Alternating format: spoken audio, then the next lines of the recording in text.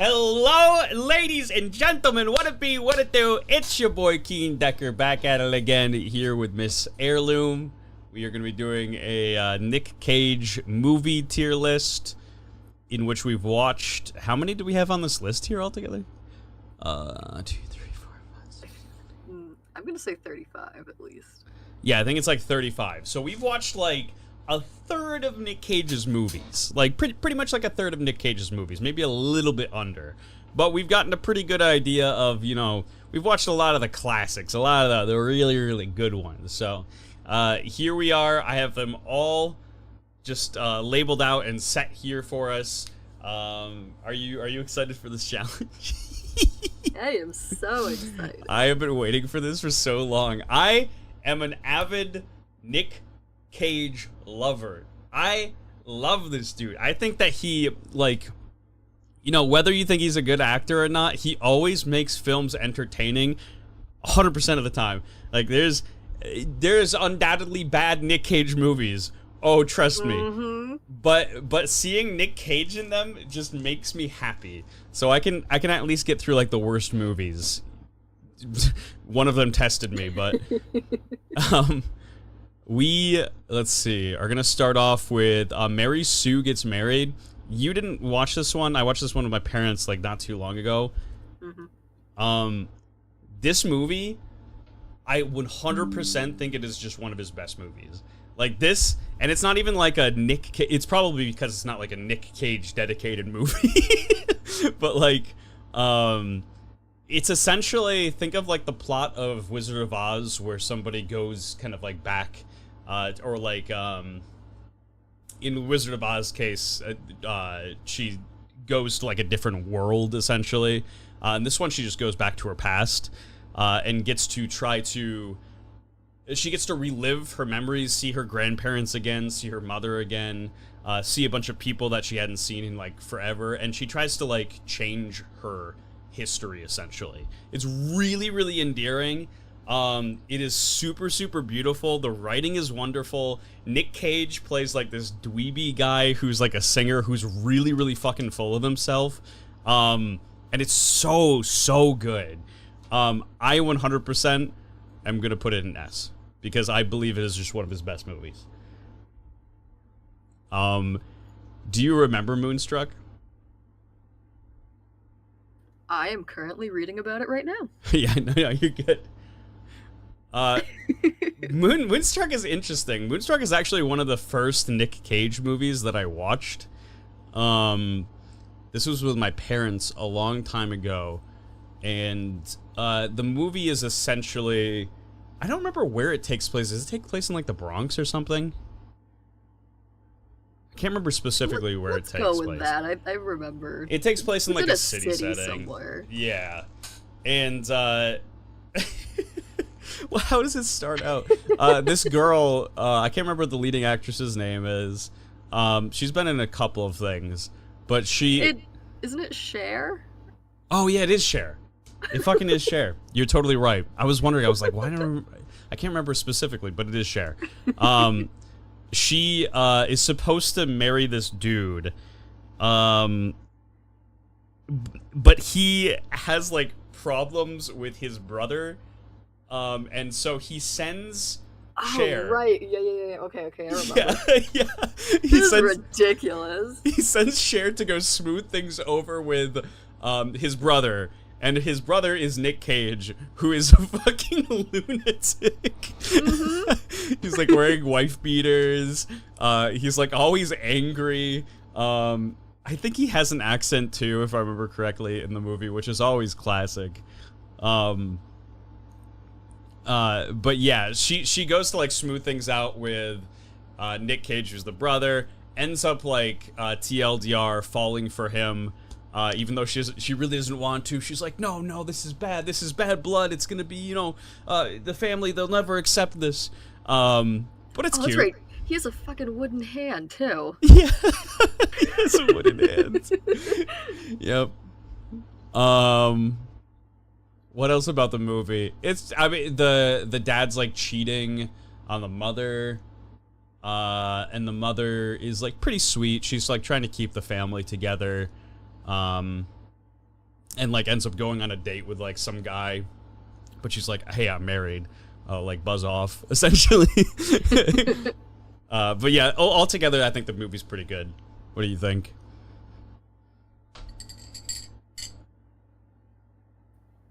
It was interesting.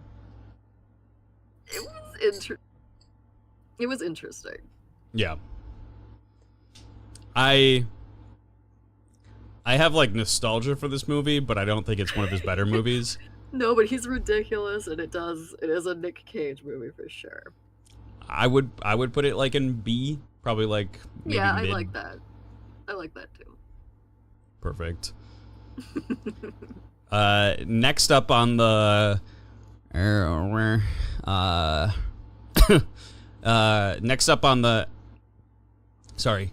list is Raising Arizona. I have to go look. I remember parts of that, but it was a long time ago. Yeah. This is, speaking of like a really long time since I've watched a movie, Raising Arizona, I have not watched in forever, but I remember it being fucking hilarious back when I first watched it. Obviously my opinions could have changed, but I do remember this being probably one of the funniest Nick Cage movies. Because I'm pretty sure, correct me if I'm wrong, but the plot is like Nick Cage and his love interest, or his, I don't remember if they're actually married or not, they are like bad people. I don't think that they're good people, but they end up coming across a kid, and I think stealing the kid, right? Like, yeah, she can't have kids, and he goes and steals kids. yeah, okay, that's right. Oh my god. But I remember there just being like a bunch of like really funny moments. I'd have to watch it again to be able to like rank it any higher. But yeah, it was quite comedic.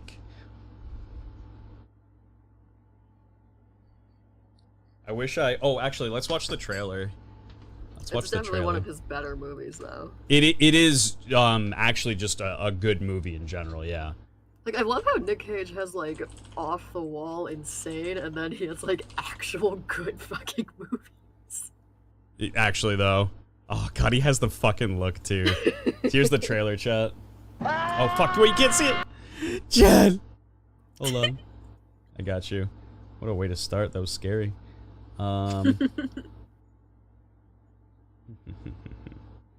Swap. Why won't it swap back? It's being cringe.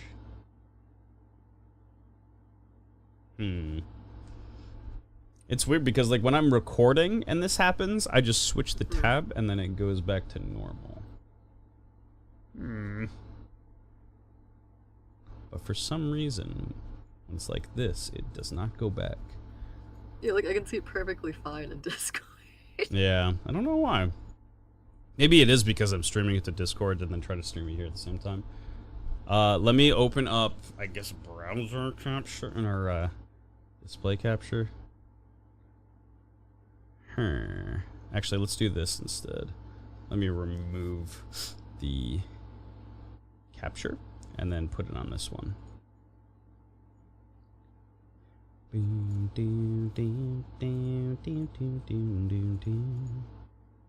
It is just legitimately good. Oh, fuck, I didn't mean to close the Nick Cage deal list. Ah! Okay, I got this.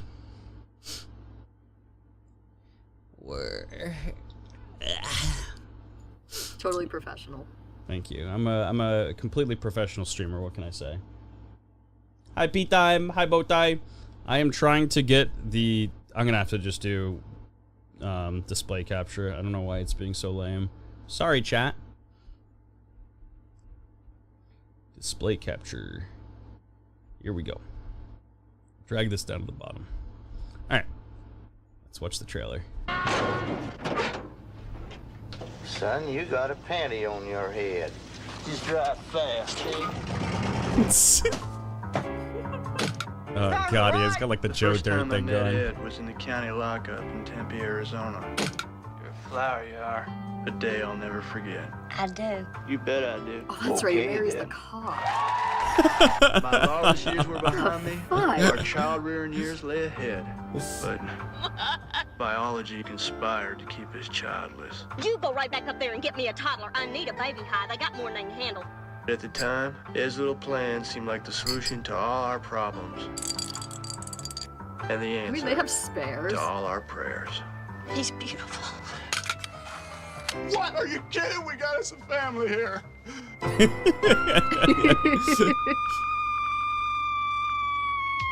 I want Nathan Jr. back! What's his name? Ed Jr. Hi, Junior. So far, we've just been using Junior. We call him Junior. So fucking ridiculous, dude. It's like very like Out there campy. somewhere. Hold on, Nathan. We're gonna go pick up Daddy. I've been taking these Huggies and, whatever cash you got. You busted out of jail. We released Prashaz on our own recognizance. What Double here is trying to say is that we felt the institution no longer had anything to offer us. We got a child now. Everything's changed. Where's Junior? It's so ridiculous. We're absolutely gonna get him back. Just ain't no question about that. Give me that baby, you warthog from hell! Oh my Hey, you god, wanna I know another forgot thing? about I'm that. gonna be a better person from here on out. Let's go get Nathan Jr. Raising Ah, it is such a good movie. beyond belief. Well, it ain't Ozzy and Harriet. Goes back and grabs the Huggies. I honestly, it is a very well put together movie. If I watched it again, I'd probably be putting it like towards the S, but I think I would put it in A for now.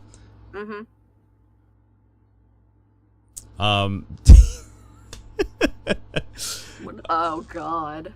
Deadfall. Has a severe lack of verbs. This, yeah, who is the lead in this? I can't. Oh, it was James Coburn, right? Who was like, wasn't he the dude in Ghost Town? Just like a really young version of. I can't remember. But this movie in general, if I remember correctly, there's some like. I'm trying to remember specifically the plot with it, because we watched this not too long ago. But it was one of those movies that was like not incredibly memorable in the fact that like it was a good movie. It was incredibly memorable in the fact that like Nick Cage plays like a weird, like, you know who he looked like? He looked like the uncle in Napoleon Dynamite. That's what they ended up like dressing him up as. Actually, let me put up the trailer. Trailer here. 1993. Oh no, it isn't the guy from Ghost Town, I don't think. Good night's haul, gentlemen. There was some kind of like crime thing. Joe, as soon as you bring in the mark, Oh, you have to move fast. that's right too. Something ends up happening. People get shot. Deal goes wrong. All right, everybody, he is out of here. You shot him. What? There's real bullets in here, man. Pop! Come on, let's go.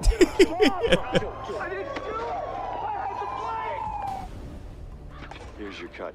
Gotta get out of town. Set yourself up. This is all your father had on him.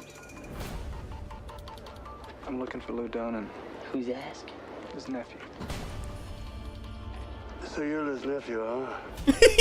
he does. He looks like the fucking uncle from Napoleon Dynamite. He's dead. Uncle Rico. That must be kind of a shock, huh? Looks like you've just seen a ghost, friend.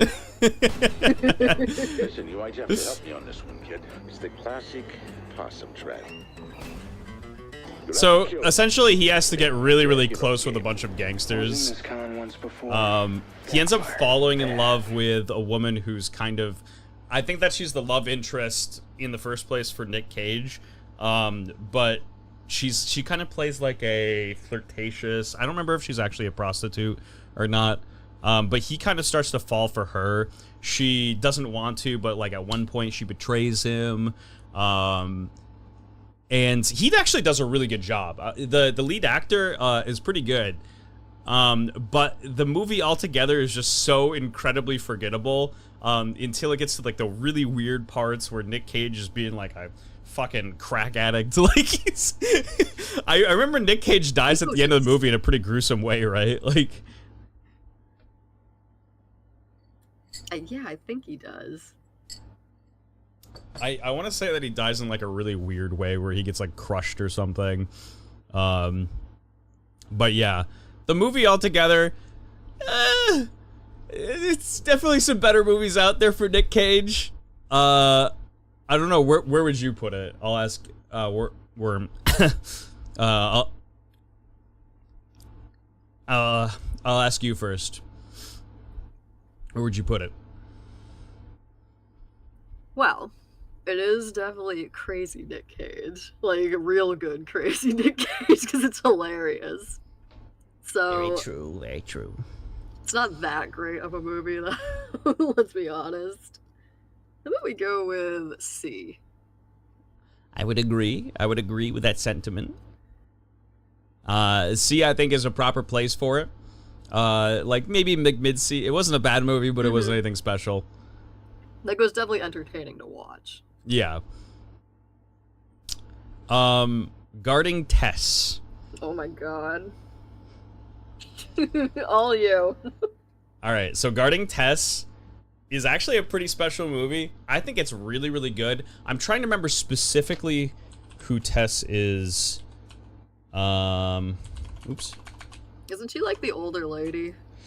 Well, yeah, she's the older lady. I'm trying to remember what she is, though. I don't remember if she's the mother of, like, a president or something. But she's a very important person who has to have Secret Service protection. Former First Lady. Former First Lady, that's it.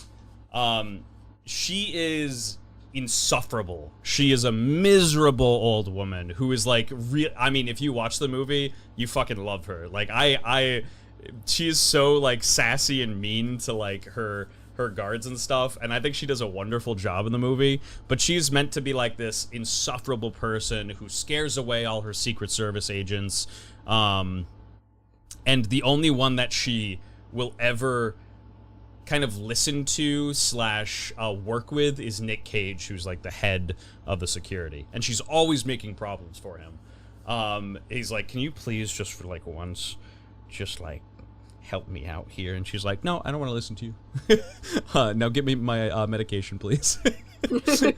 But they end up forming, like, this kind of, like, friendship and bond throughout the movie, which is incredibly sweet.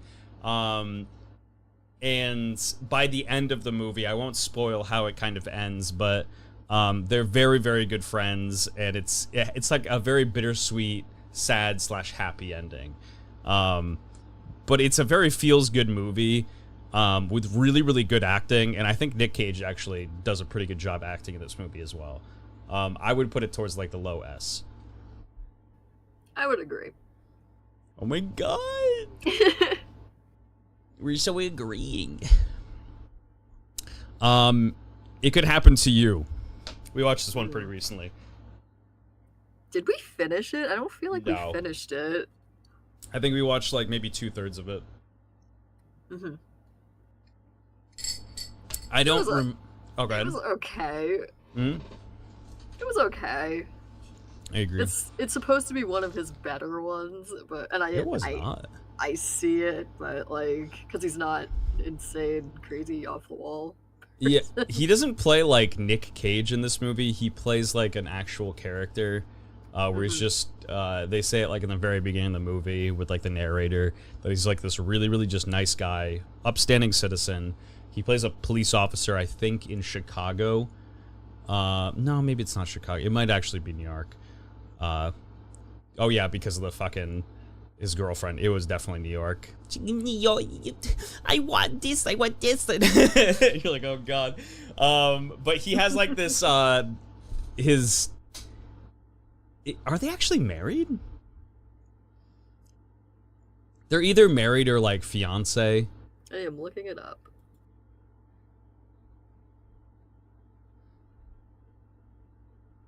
But either way, they play like this really annoying, like obsessed with money, she wants fame and fortune and to be one of those like girls on the fucking cover of a magazine. She wants to essentially be a Kardashian. And this is who Nick Cage is like either engaged or married to. And they're dirt poor, living in like an apartment. It is his wife. It is his wife. Jesus Christ, Nick Cage, you dog. So Nick Cage is like out on like patrol one day, and in between like his kind of like calls and stuff, he goes to get a lottery ticket for him and his wife. And she tells him like the numbers. She was like, "Oh, it's the first day that we met. Like, we want that. We want that. Those are our numbers." And so he ends up getting a lottery ticket, and then afterwards going to a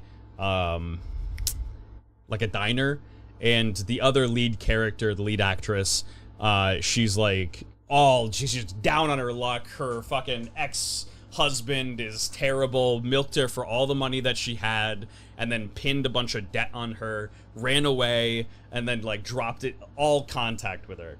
And so she ends up like meeting Nick Cage, and she's like, understandably so, like not a very happy person at the moment. Nick Cage doesn't have enough money for the bill, and or for like the bill and a tip. So he's like, "I gotta give you a tip, ma'am." And she's like, "No, like, whatever, just get out of here. Like, I already know that you're gonna stiff me anyways." And he's like, "Well, I'll tell you what, like, I'll come back and give you like a 20 tomorrow, or if I win this lottery, this time around, I'll give you half the earnings." And she's like, "Yeah, okay, buddy." And so Nick Cage leaves. They end up winning the lottery. The wife is like all excited. She's like, "Oh my god, we're gonna be filthy rich. I'm gonna be all dolled out and be such a hero."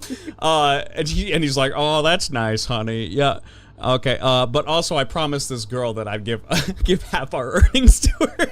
And she's like, "What? No, don't do that." Oh god. Like a shitload of other people won too, so they got even less. Yeah. We didn't watch like the entire movie, so we didn't get to see all of it. But it wasn't bad. It wasn't amazing. I'm reading about it, and apparently he divorces her and marries the other one at the end. Oh, at least they divorce, and he didn't just cheat on her like every other Nick Cage movie. And I think the girl, his ex-wife, hooks up with the one that was scamming her, unbeknownst to her. What the fuck? Oh, that's great, actually. What's up, Soleil? How's it going, chicken and biscuits? I'll be taking those Huggies and whatever else cash you got. Oh, God. There is, like, a severe lack of, like, worms in the movie. But, all in all, it's not bad. I mean, because of that, I would probably have to rate it a little bit lower, you know. Where would you put this one? I mean, it's not a bad movie, it's just, I didn't find it interesting. I'd say it was a D. I agree. I don't think it was anything special. It was boring, I'm sorry. Yeah, no, it was boring. Con Air. The opposite of boring, by the way. The opposite of boring is Con Air. These movies are polar opposites. Nick Cage, I remember the plot very well, actually, for this movie. Nick Cage comes home from a service, to his wife who's working like as a waitress, and he's like, "Oh, darling, it's good to be back with you again." And they're like dancing together, and a couple of like shady dudes are harassing his fucking wife, and you're like, "Okay, yeah, get out of here, buddy." But they end up waiting for them to leave at night, and then like taking their knives out and threatening Nick Cage and like the wife. And Nick Cage is like, "All right, darling, let me take care of these guys real quick." And so he gets in like a fist fight. The guy pulls out his knife, tries to kill Nick Cage. Nick Cage like turns it around on the guy, kills him, and goes to jail for fucking murdering the guy. For defending himself. For literally defending himself. The man was in complete self-defense, surrounded by 3 or 4 dudes. Yeah, it was like, what the fuck? And then he ends up going to jail. And it's like a bad prison too. Like his sentence is like relatively long. His wife ends up having a kid that's his, and he never gets to see his daughter. He only like writes to her and stuff. But finally is his day to go back home. And so he gets put on Con Air, this large air flight that houses a bunch of world-renowned criminals that are all being transferred. Nick Cage is being released. These other guys are getting transferred to a different facility. And so when he gets on this this plane, the cons end up having this idea to be able to get out. They kill everybody basically on board, including, I think, the pilots and stuff. There's like one chick who is still alive. And it is fucking ridiculous. Steve Buscemi plays a great role in it. He's super creepy. Yeah, no, the movie is very good itself. It just never stops. It's one of those classic, like, 80s to 90s, like action movies that just does not stop at any point with the action that it puts in. Once you said Con Air, I remembered it. Dude, the movie is fucking ridiculous. Danny Trejo's in it. Who else? Steve Buscemi. Yeah, Steve Buscemi. Who? John Malkovich. Yep. Is Chappelle? Yeah, Chappelle's in it. But yeah, it is like chock full of like really memorable like actors. Where would you put it though? I'm interested to see where you would put it. Definitely, it's gonna be high because it was fucking ridiculous. It's great. Yeah. I'd say a high A. I would say high A as well. Without Steve Buscemi, I'd probably put it a little bit lower because I think he actually sold a lot of the movie. But yeah, I would agree. I think high A is pretty good for this. I loved when he was having a tea party. So creepy. So fucking creepy. And he's saying like the whole world with fucking like the little girl. You're like, you feel your skin fucking crawl. Is it that he is so cringe it becomes good, or it is he is written in himself every movie? Very specific lines. I think most movies Nick Cage just decides to play a varying version of Nick Cage, but some movies, like It Could Happen to You, he like goes off script and, you know, actually plays a character instead of like Nick Cage. He plays himself in all the movies. I wouldn't say all movies. I would say that there's some movies that he doesn't. But the cool thing about Nick Cage is he can play characters that are essentially very close to how he would normally want to act anyways. So it's like varying degrees of it. It's milky sweet, delicious. Very squirmy. Sorry. Next up, I'll let you take this one. Face Off. Oh boy, Face Off. That's where like I know it's John Travolta in him, but he like John Travolta kills his kid, right, by mistake. John Travolta. Does he kill his Nick Cage kills his kid by mistake. Yes. Yeah, that's what starts like the whole fucking thing. Yes. Wait, let me think. Yeah, what is it that starts? They have history together. And I think for the longest time, John Travolta is trying to track him down, too. I think he finally gets him. After, like, forever. Yeah, and then they, like, that's when he's holding him and they do that risky, high, new, fucking experimental Yeah, just transplanting their face. Jesus Christ. This movie is so off the wall crazy. But so good. They end up doing a face transplant to basically reconstruct they originally, I think, do it for why did they do it in the first place? I think that John Travolta got his face fucked up, right? There's a bomb somewhere. Oh. Either way, they end up doing... Yeah, oh, sorry, go ahead. He's like trying to make him tell him where the bomb is or something like that. That's right too. They still needed information out of Nick Cage. Yeah. And so they basically bring him back to the point where he can speak with a face transplant.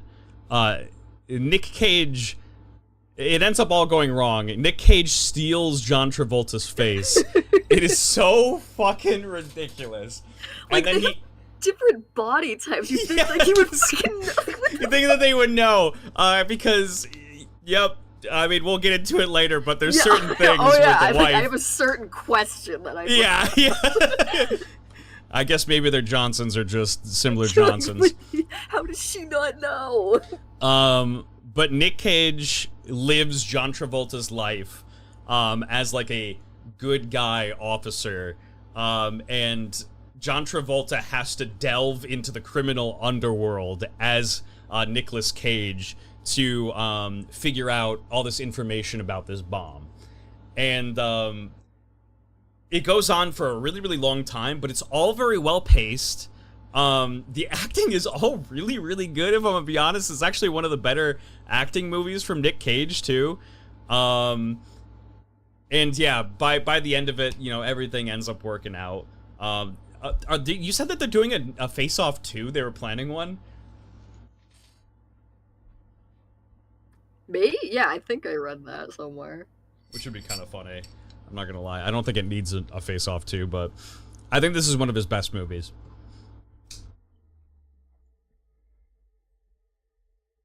The body's chained as well with the faces. Oh, God. Would be ranked higher if Travolta didn't have that weird face-touching thing with his family. No, I thought that was very cute. You guys just don't understand family dynamic, you know? I think it's very sweet, you know, going like this with your child.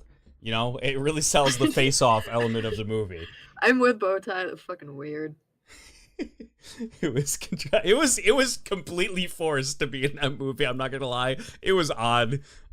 It's out of nowhere. Like, I can see certain families have like little certain quirks and like things that they do with one another, but this is like fucking bizarre. Rubbing their fucking hand over somebody's face. Oh my god. Hold on, I gotta get my air conditioner back on. There we go. All right. Let's see. Where would you rank Face Off? It is Nick Cage. It's definitely cagey. Mm-hmm. It's not awesome. It's not awful. I think it's one of his better action movies. Mm-hmm. I agree with with better that. than Con Air. I would go a B. Ooh, I think this is the first one we would disagree on, because I actually think this is an S movie. So we'll have to put it in like A. We'll take the in-betweens. Alright. Would you rate it higher than Raising Arizona? Or lower? Yes, I think I would. And Con Air? You would probably put it lower. Yeah. Got you. What do we have I was next? initially saying S tier, but y'all made me hate it, so B. It's a great movie. I fucking, personally me, I love it. We got a great movie. Speaking of great movies, we got a great one coming up. Snake Eyes. Oh dear god, that fucking suit, that leopard print suit. Yes! He wears a fucking leopard print suit. So Nick Cage plays kind of he plays a role, I'm trying to remember if he's actually like a police officer or just like an agent, who he plays this role where he goes into situations and tries to get the best benefit for him as well as the convict. So like if somebody's like committing a crime, he will take like a piece of it and be like, "Yup, there was no crime here. I don't know what to tell you." He is a cop. Okay, so yeah, he's like a dirty cop essentially, who is like a likable enough character, especially by the end of it. But like he definitely does the wrong things at all the wrong points at the beginning, and lets like a lot of very bad criminals go just to get a little bit of extra cash to line his pockets. They go to a boxing event, and he is supposed to be... He's supposed to be guarding... What was the person that he was supposed to be guarding? There was like some type of a government secret, wasn't there?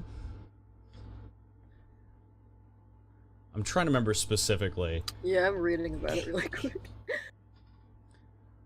I'm being attacked. Assaulted by a mosquito. He meets up with one of his best friends, remember? It's Yep. Lieutenant Dan there. Lieutenant Dan. I heard Face Off 2 is Chappelle and P. Diddy in an attempt to expose the underground. What the fuck? I mean, maybe not wrong. They said they were gonna remake it, not like it wasn't gonna be a sequel, and then later it said, oh, maybe it's gonna be a sequel, so I don't fucking know. But yeah, somebody ends up getting shot. I think it's a senator who ends up getting shot. Yes, defense secretary. And there's a lot of like moving pieces of mysterious characters.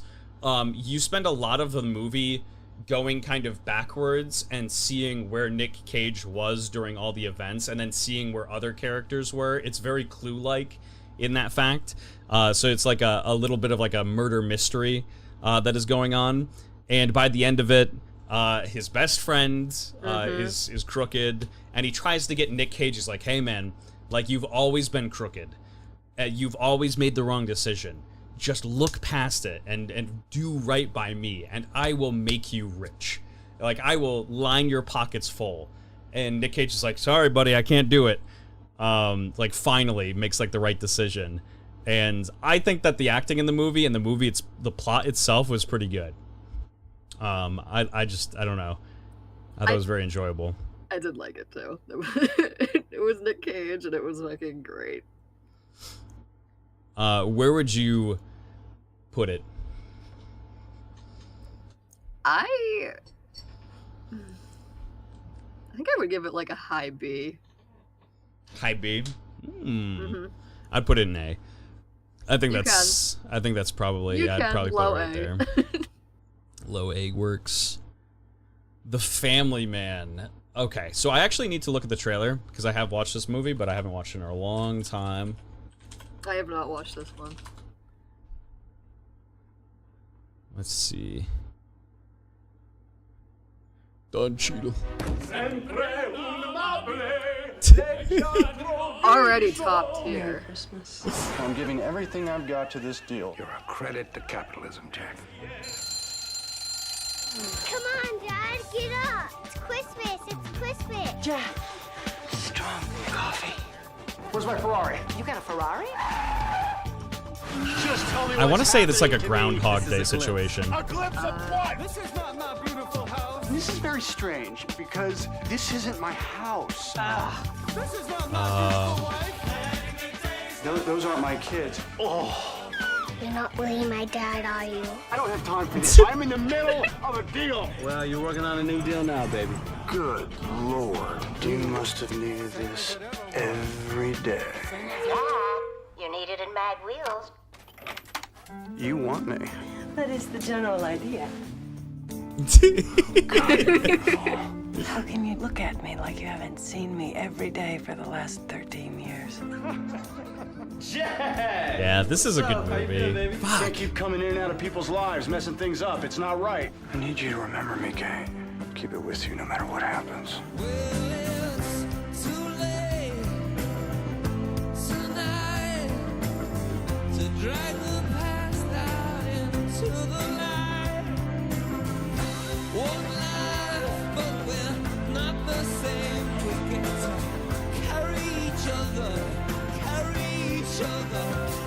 The Family Man.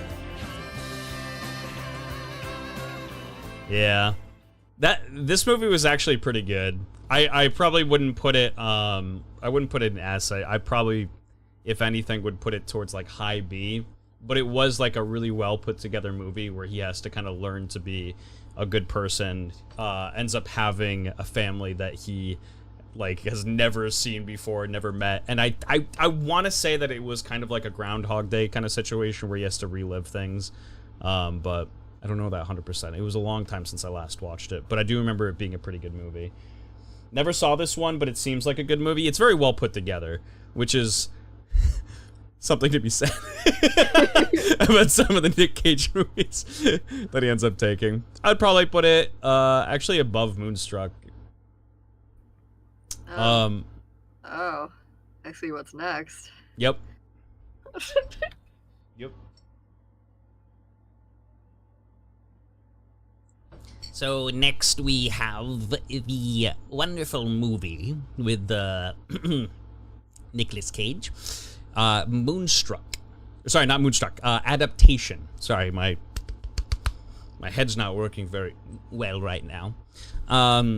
Adaptation. Adaptation is a movie in which Nick Cage has a twin brother. Nick Cage's actual character, he's a writer who has no luck whatsoever. This man is the fucking unluckiest, like, very kind of dweeby kind of character. His brother specifically is super, super dweeby, very nerdy. Nothing is going right for Nick Cage whatsoever. No matter what he writes, no matter what screenplay he puts forward, story, nothing ever takes. And his twin brother ends up being more successful than him, I think, at writing, because I think his twin brother's like, yeah, I should give it a shot, and he ends up being like really, really successful. I'm trying to remember how he gets to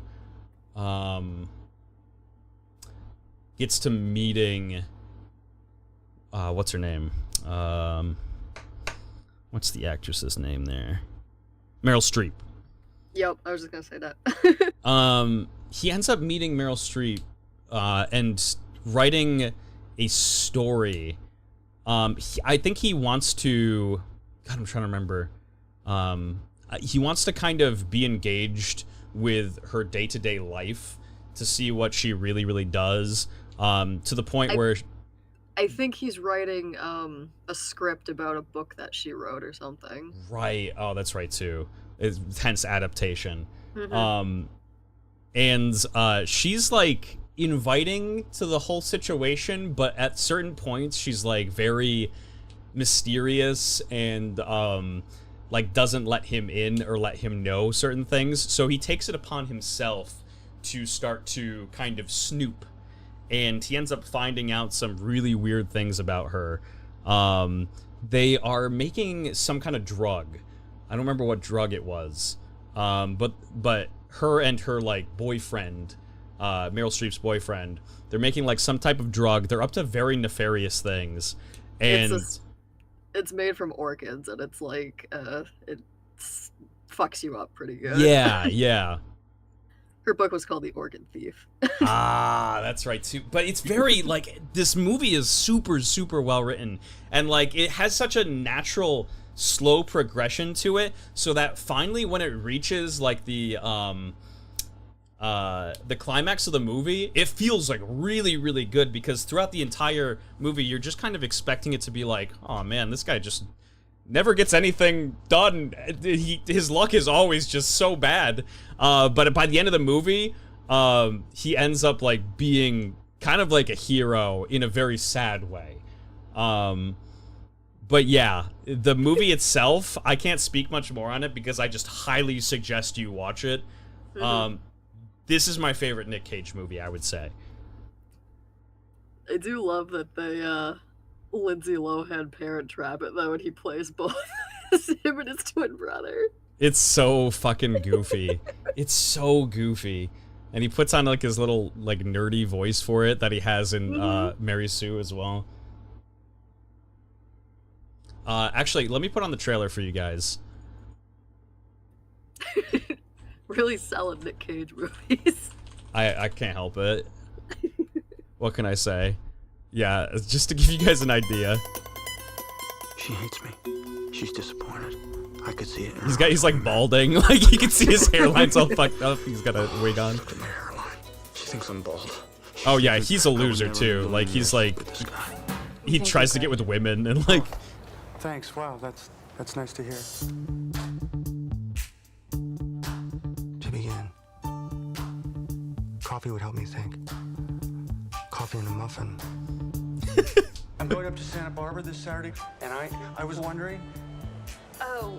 I'm sorry. So I'll just be right back with your Drum roll, please. I'm gonna be a screenwriter, like you. It's a chase sequence. So the killer flees on horseback, cops after them on a motorcycle, and it's like a battle between motors and horses, like technology versus horse. Susan, we would really like to option this. You want to make it into a movie? I want to know what it feels like to care about something passionately. John LaRoche is a tall guy, sharply handsome. The book has no story. There's no story. Make one up. Okay, we open with LaRoche. No, we open at the beginning of time. Okay, we open with LaRoche. Crazy white man. We open on Charlie Kaufman. That's bald, ugly. I forgot he goes like nuts. Yeah. I've written myself into my screenplay. That's kind of weird, huh? I guess we thought that maybe Susan and LaRoche could fall in love. I just don't want to ruin it by making it a Hollywood thing. It's like I don't want to cram in sex or guns or car chases or characters overcoming obstacles to succeed in the end. She's crying. What's she hiding from us? I think you actually need to speak to this woman to know her. People find love, people lose it. Every day, someone somewhere takes a conscious decision to destroy someone else.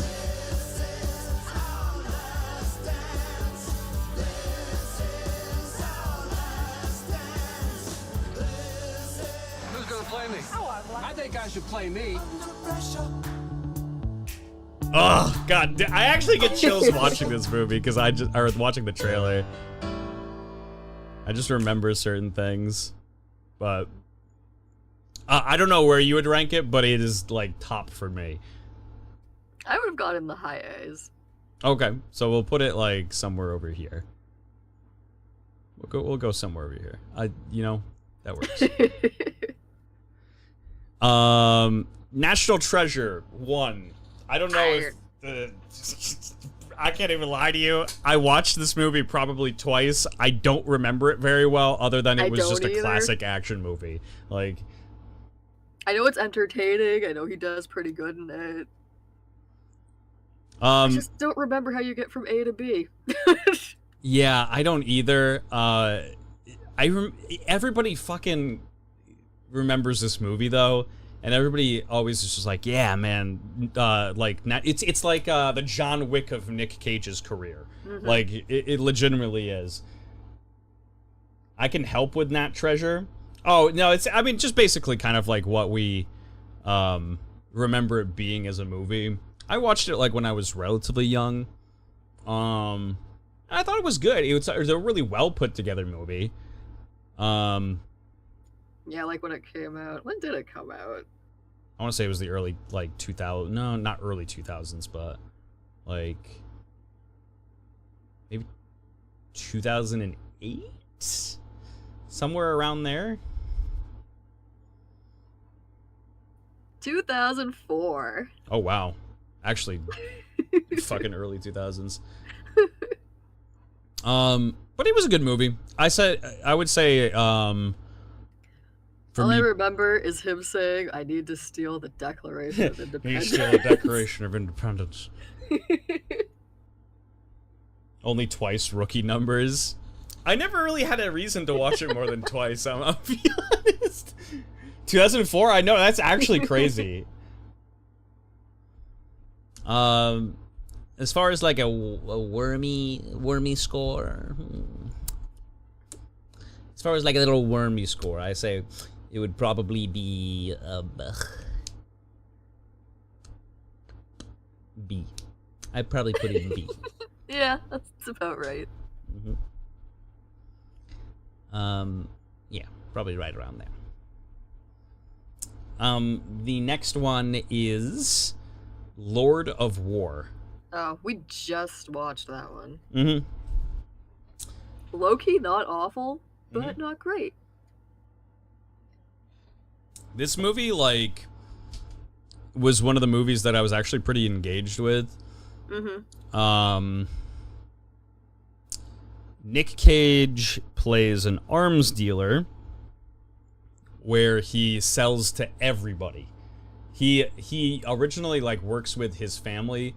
I don't remember where they moved from. It was like Ukraine or something. Yes. Yeah, they moved from Ukraine to the US. His brother, Jared Leto. Yeah.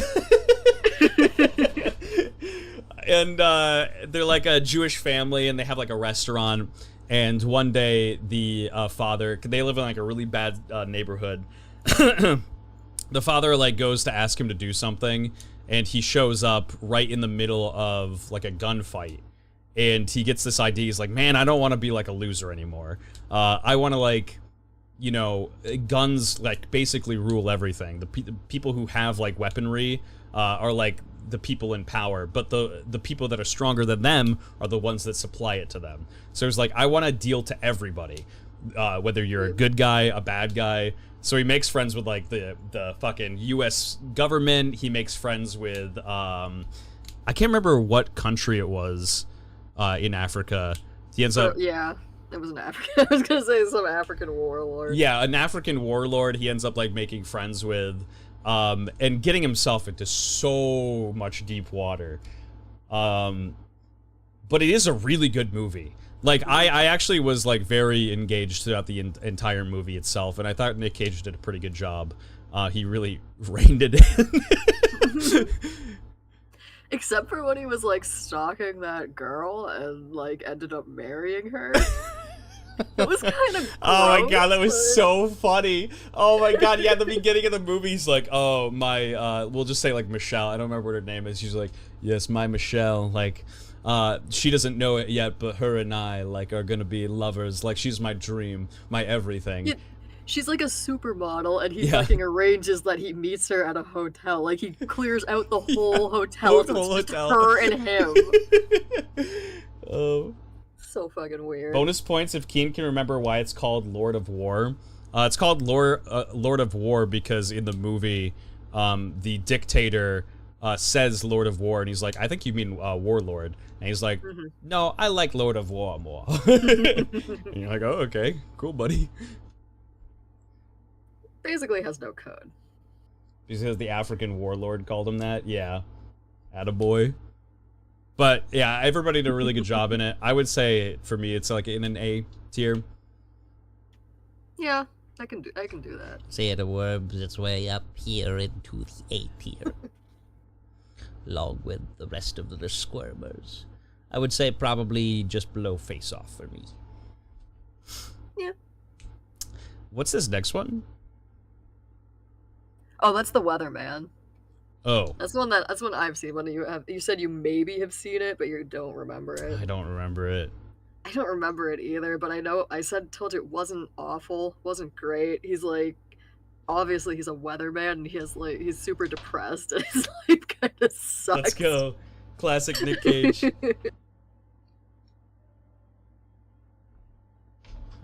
As far as where you would rank it, my dear, where do you think you would put it? We'll go like a C, because it's not horrible, it's not great, it's just there. I can see it. What's that one? The Wicker Man. Oh, that's like S tier, for me, 100%.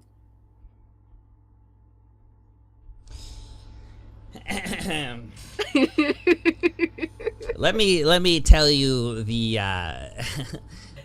the setup to The Wicker Man, okay? Well, yeah, you see, let me put it to you this way. Wicker Man is a movie that you are highly interested in, that has a lot of mystery and intrigue, and very creepy vibes too. It's like a pseudo horror movie, where Nick Cage goes to an island where he had like a past lover who says that she has had a kid, and he wants to meet the kid. Wait.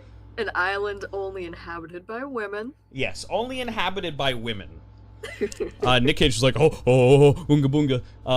Already awesome. he also plays a cop in this movie. I'm pretty sure. And like he's just like, yeah, I gotta go check this out. Like if this really is my child, my little wormy child, then I need to go to the island to meet with her. He shows up at the island. Everybody's fucking weird. It's like a secret society of women that all live like, what kind of society? What kind of like culty society would they be living like? I mean, they're self-sustained. Oh, they're self-sustained, all right. not really in the head, but they work with bees a lot. Yeah, they work with bees a lot, and the thing is that Nick Cage is like allergic to bees or something like that. But yeah, he goes throughout their like villages and stuff, and they all have very strict rules, and they're very unwelcoming for the most part to Nick Cage, and he has like a lot of questions. He finally sees his daughter, and it ends up at the end of the movie, chat, something crazy happens. The payoff is there's no payoff! There is literally no payoff for this movie! It's great! Nick Cage just dies in the end. You're like rooting for Nick Cage to be able to meet with his daughter, and like finally, you know, like make a connection with her. He meets his daughter, and it was an elaborate ruse to bait Nick Cage to an island because they need a sacrifice once every like 10 years or something to make their crops grow. Okay? I think it might actually be every year. I'm not Oh yeah, sure. yeah, because at the end of the movie they do it again, right? So it is every year. So this time it was Nick Cage's job to be able to go to the island, his turn. So they send Nick Cage to the island. They put him in a fucking giant wicker, like sacrificing, like altar, light it on fire. He ends up just dying. Okay, and the end of the movie is she's like, oh, I'm like this young chick. Who's gonna go and meet another man and then do the exact same thing to them! It's so bad! It makes me so angry how bad this movie ended up being because I was really, really interested in it. And I was always like, man, why do people always make fun of this movie? I know why people make fun of this movie now! Because it has such good potential and good setup, and then it just falls flat in its face. Listen, we'll watch the original one at some point. Oh my god. But, like, I mean, he punches out a woman and he roundhouse kicks another one through a wall. That was very good. I do have to admit, like, him kicking a woman through a wall was very entertaining. She was like a big, strong Amazonas woman, too. It's also where that meme comes from, the bees. Not the bees! Nick Cage fucked my wife, prank gone wrong. No! Sister Freeze, would you still love me if I was a worm? Would you still love me if I was a little wormy boy? Sorry, all this frustration, this netted frustration has got me thirsty. I need to go grab a drink. Where would you said you would put it in S? Oh yeah, S tier. It's I would great. put it in low C. Okay. I'll give you this. Alright, let's go. I'll be right back. I need to go grab myself a nice warm glass of milk.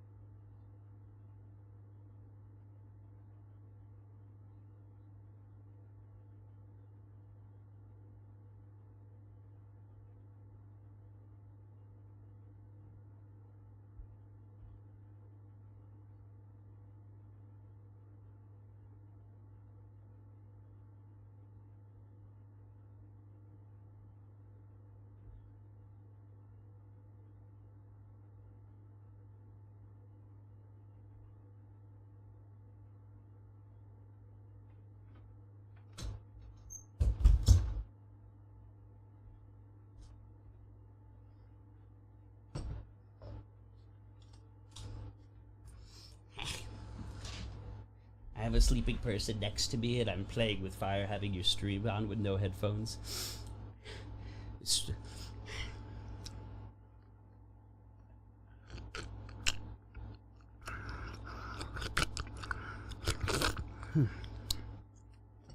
Delicious. Delicious warm milk. I feel re-energized. Next on the list, Bad Lieutenant. Oh God. Great movie. Bad Lieutenant is actually a really good movie. I'm gonna be honest with you. It is not extremely coherent. It is not one of the ones that has like this really good plot that's put together. But Nick Cage plays probably the most insane role that I've seen him play. I know that's a lot to say in any movie. Bad Lieutenant is basically Nick Cage as if he were legitimately taking cocaine. Like maybe he actually took cocaine for this movie because he takes a lot of coke as a bad lieutenant. Let me put on the trailer for you guys just to show you. Listen, he has a painkiller addiction. It's all right. Yeah.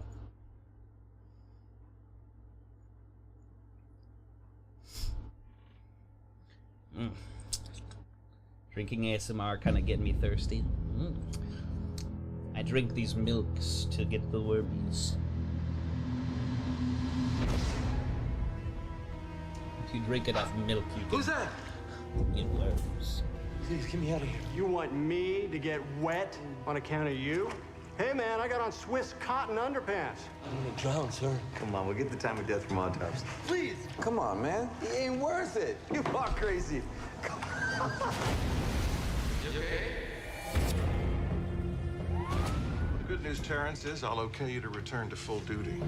The bad news is that you'll be experiencing moderate to severe back pain. He is a terrible cop. He was never a good cop. Don't let them confuse you. There's never a point where he's a good cop. This is who we're looking for. Name is Donald Godshaw. You up to this? Why wouldn't I be? Still having problems with your back? You taking medication for it? Only what the doctor prescribes.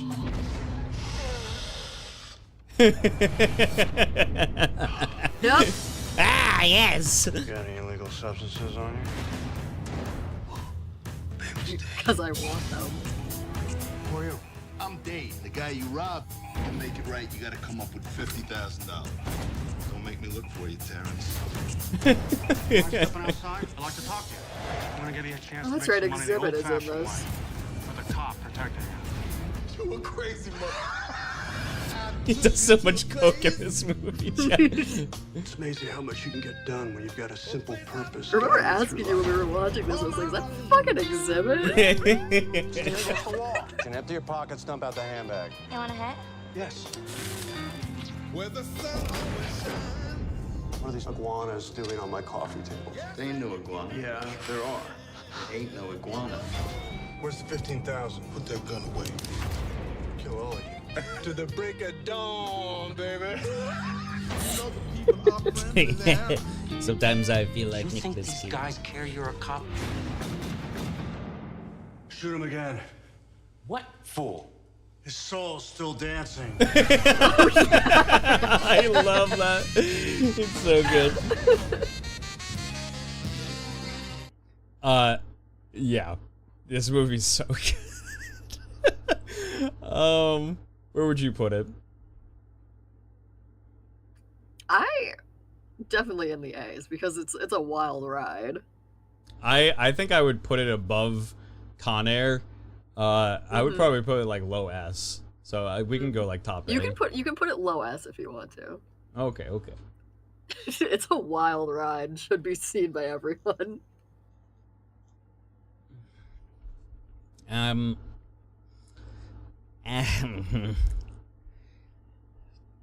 wonderful movie. This movie was terrible. This is arguably one of Nick Cage's best movies.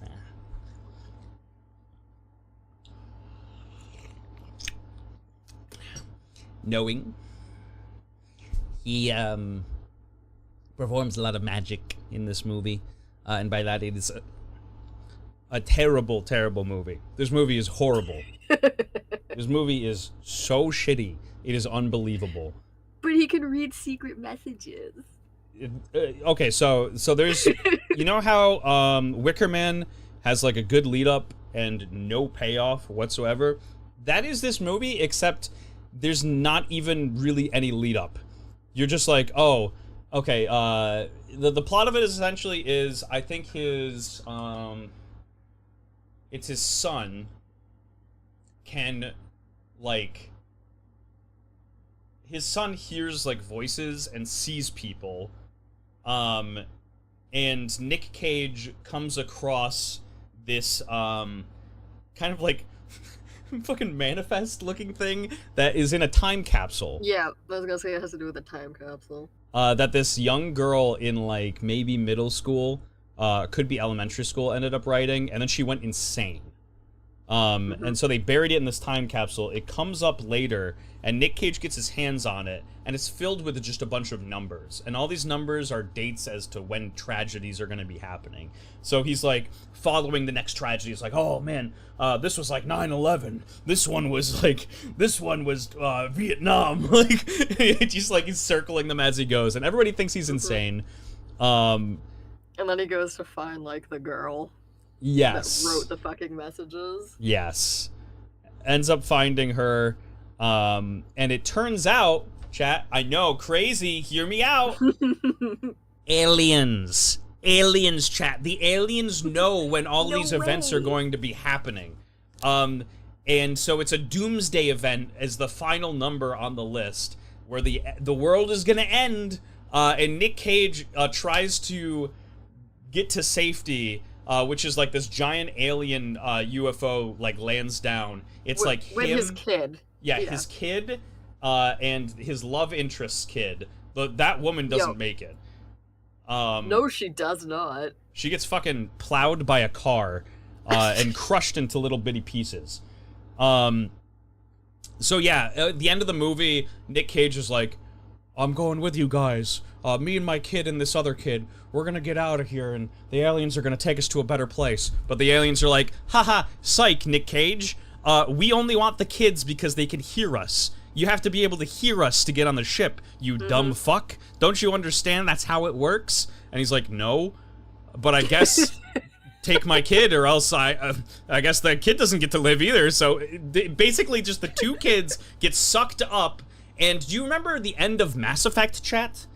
Where they kind of like all are on like these new planets where everything is beautiful, and they're like, whoa, oh my god, this is crazy. That is what happens. They're basically put into like this new Eden-esque area where a bunch of kids from various galaxies have been all like put down. They're making a new world. That's how the movie ends. It is so incredibly shitty. And the acting's bad, and man, it's unbearable. It was a lot to just make it through this movie. But we did it. Yep. I wormed my way through it. I would say... Is there anything lower than a D?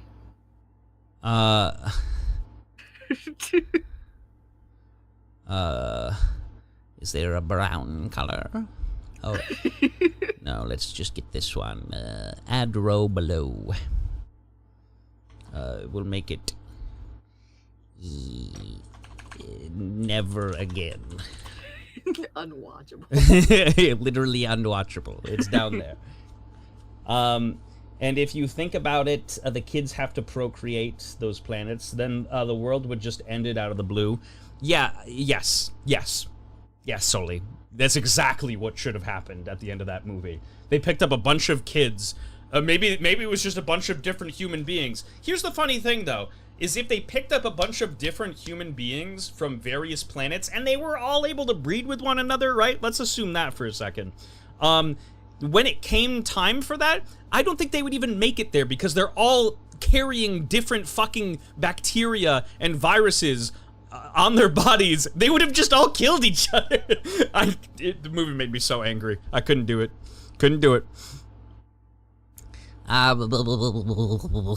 The next one is The Sorcerer's Apprentice.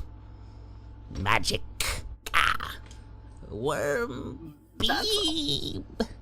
That's also one that I don't fucking remember, but I do remember it, kind of. It wasn't bad. It wasn't great. It was a fun ride.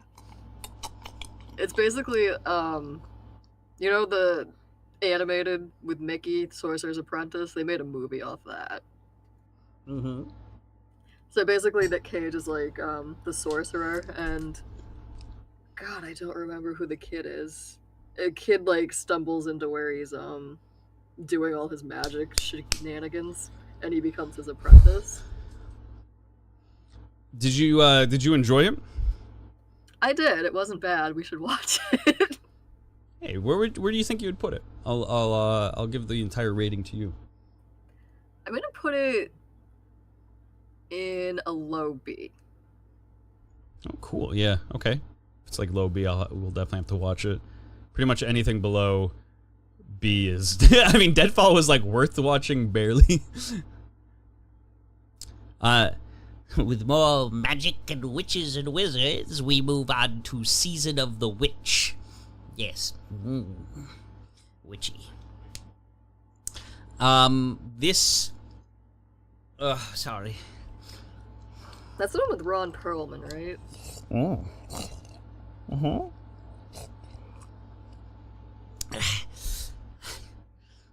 Yes, with Ron Perlman. Plays Nick Cage's best friend character, essentially. Season of the Witch is like a B-list movie that's pretty good, actually.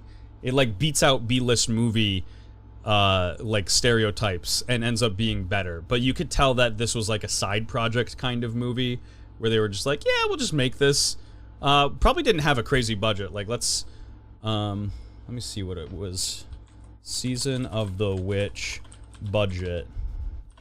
It was 40 million? No way. Like, that's crazy to me. I mean, it did have like a decent production, but it just had like a script right that kind of seemed, especially like the soundtrack, everything alongside that seemed like a B-list kind of movie. It only made 91 million. It made how much? 91 million. Holy shit. They got their money back, I guess. That's pretty crazy, though. I'm not gonna lie. I thought this movie wouldn't make any money. I thought like nobody probably would have watched this movie, but it was worth watching. Yeah, it wasn't bad, but it wasn't great. Nick Cage. This is in the time of like witchcraft and wizardry. Mm-hmm. They back when they used to fucking drown witches. Imagine Salem witch trial in a fantasy universe. They end up having to transport this witch to a it's like a holy it's like a monastery. It's supposed to be like a monastery or something like that, where they end up like cleansing and killing the witches, and they're bringing her to this place, and a lot of weird things are happening. There's a lot of people that they hire to go alongside them, and they're dying along the way. In the end, they get there, and there's some type of like satanic ritual to bring back essentially like the devil, right? I think that's like the overall plot, is that by the end of the movie they're trying to get that witch there so that they can sacrifice her or something to bring about the devil. There's like a book that they're trying to destroy or something. Yeah. And that will summon whatever. They get their shit rocked. Because yeah, it's like fucking demons, and Ron Perlman dies, right? It's either one of them survives, right? Is it Nick Cage or Ron Perlman? I don't remember. I want to say it's Nick Cage. I think it's Nick Cage too. It looked like originally that I think that Nick Cage was gonna die, but Ron Perlman I think like sacks himself at the end of it to save his life. It's a pretty good movie. I would put it in the B column. Yes, I agree with that. I would have to watch National Treasure again, but it was probably like there for me. I liked it. No, this movie. Hold on, I'm getting PTSD. I need some fucking worm juice. I'm in milk and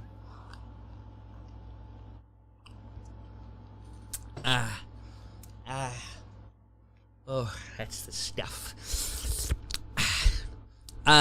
Drive Angry is a movie in which what was this movie about? I don't remember what this movie was about. But it's really good. It is. It's like insane. It's insanity. Oh god, Amber Heard, that's right. Nick Cage insanity to the max. He is literally insane. Tell him I'm coming. You're too late. Oh, that's right. He's getting his daughter out of hell. Oh my god, yes, that's right too. Oh my god. I was trying to remember. I was like, what was this all for? Why is he so just driving so angry all the time? I would watch this again with you. It was really good. And God mixed up with the wrong crowd. Now, he's got one last shot at redemption. That's called killed my daughter. Yep. Baby. Yep. I'm going to get her back. Oh, that. Yep. Thought you were dead. You hoped I was dead. And everybody's trying to stop him. The police, fucking the cult, everybody and their mother's trying to stop him. Oh my god! Yes. Oh god, they have a great cast in this fucking movie. Angry with attitude. If you don't tell me what I want to know.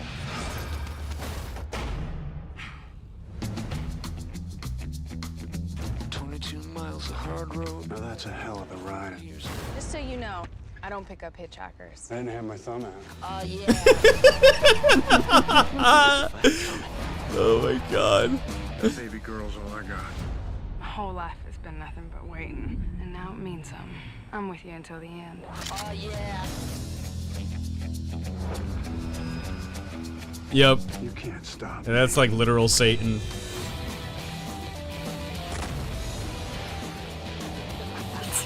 I am going to kill you. Between now and then, I'm gonna mess you up. There's so much explosions. What kind of gun is that? Oh, yes. Yep. He has this gun that I think only has so many bullets that can, like, fucking kill anything.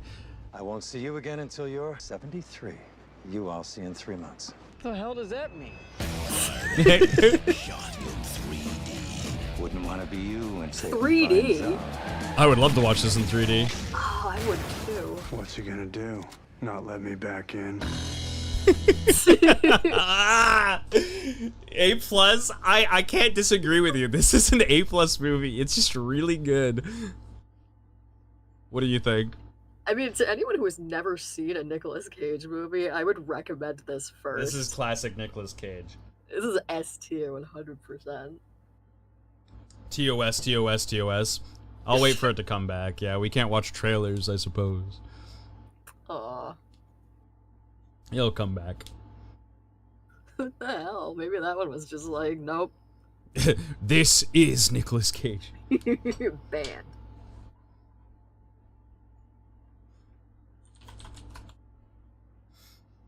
It'll come back, I believe. Just have to stop streaming for a second. Or stop streaming the video.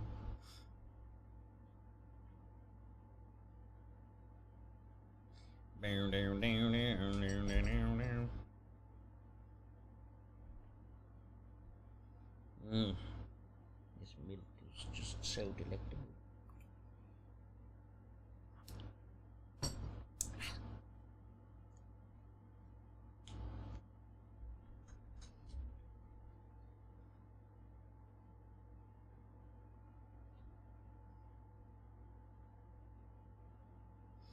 It will come back, it will.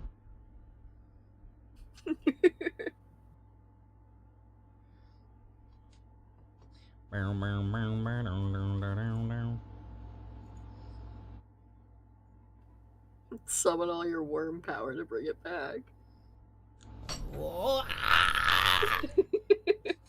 On top of a worm!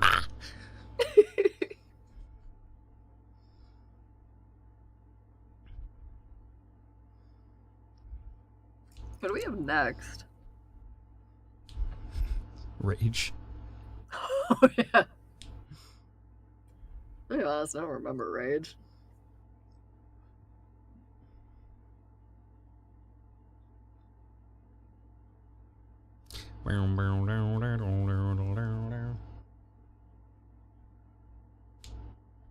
Please. YouTube, I've changed. There's no copyrighted content here. Not anymore. Please. I swear, please. Are trailers like really considered copyright? I guess so, yeah. What the fuck?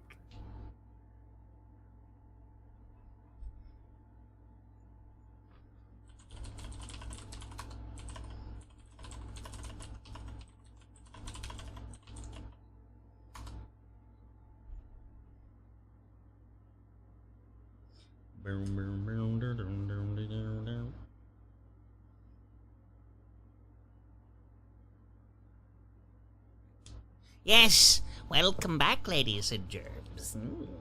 My little squirmy delights. We last left off with Drive Angry. The YouTube gods struck us down with a thunderstorm of squirmy wormies. Where would you put Drive Angry? Do you think it would be in the A tier?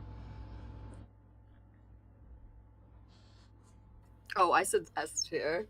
S tier, I would somewhat agree with that. I think that's pretty good. I would say it's probably around here. Yeah, we'll go with that. All right. Next up on the list, we have Rage. Like I said, honestly, I don't remember Rage at all. Rage is a movie about I just remember about kidnapping, something about that. I think it's his daughter that ends up getting kidnapped. Nick Cage is really, really angry about it. Nick Cage's weapon of choice is a knife, in which he kills people. He's like this famous, like, kind of like mobster character, and he has like a couple mobster friends. Long story short with this movie, Nick Cage, one of his friends ends up betraying him, who he really, really trusted, or he thinks that, I don't even think he betrays him, does he? By the end of the movie? He ends up killing him, though. He thinks that he betrays him, but I don't remember if 100% he actually does. And he stabs him to death. And, oh, yeah. And then there's, like, the showdown at the very end of the movie. It's okay. Like, this movie is, like, alright. I would put it in, like, the C, because it's not super memorable. I'm okay with that. Put it below Deadfall. Frozen Ground, I remember I watched, but you have not. Yep, it's been a while since I've watched Frozen Ground. But it's like, it's a movie in which Nick Cage plays a detective for, it's like a, kind of like a mystery movie in which he's trying to find a serial killer. It's pretty good. Not anything too special. I would say it's probably down and around here at top of C. Pull up a trailer. I would love to pull up a trailer, but like magic, they'll strike it down. They'll hit me up with a policy restriction. Tree S-Pass. You know it comes from trees, don't you? No, what? Worms. Worms come from trees. Delectable little wormy boys. Do they?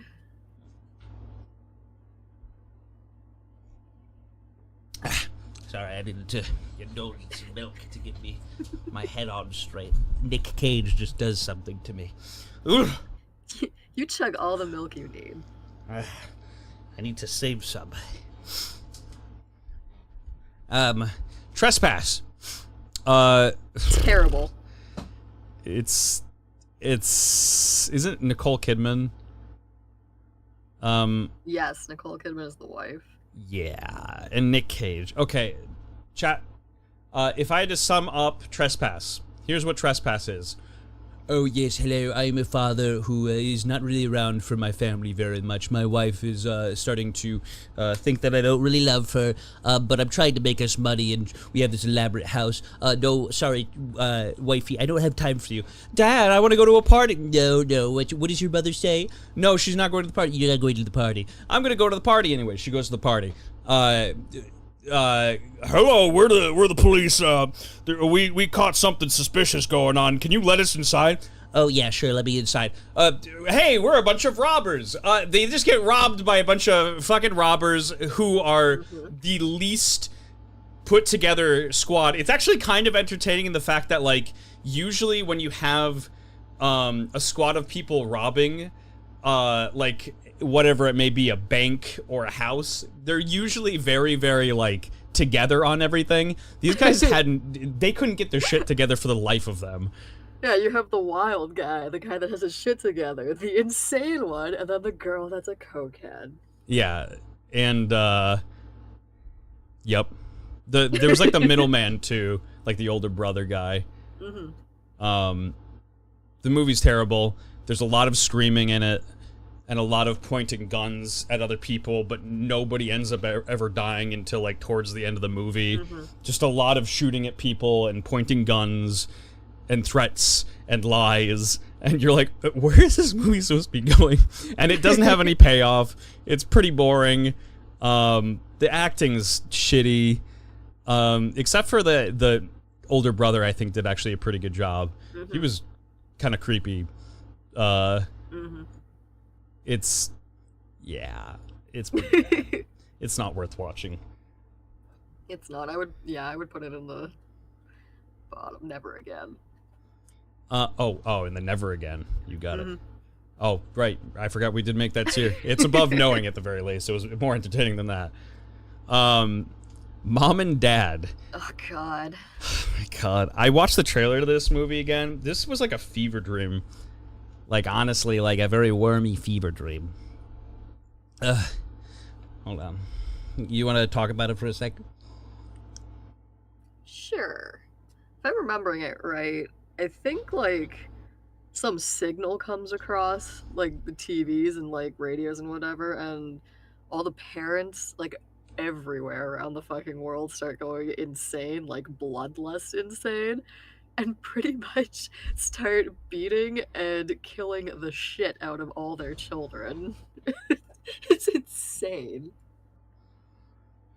Like, these two, that focuses on Nick Cage's family, obviously, and his two kids are pretty much trying to escape him. And their mom, I think? I don't know if they killed her. I think the mom ends up having a moment of clarity, and she tries to get the kids out and pays with her life. Something like that. Yeah. It's, if I had to rank it in worms, probably a 2 out of 10. It's not that good. Sorry. Pat the milk away.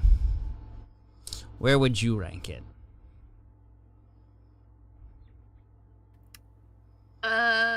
I mean, we'll go with D. It's not a Never Again. Yeah, it's just someone might enjoy it. Vengeance. What the fuck was that one? Hold on, let me mute the audio so I can watch this trailer really quickly here. Hold on. You'll be able to tell by my reaction whether it's good or bad. Just give me 1 second. Let's see. Oh, actually, let me put it back over here for you, and then I'll just turn off this really quickly. Yes, here we go. Vengeance trailer.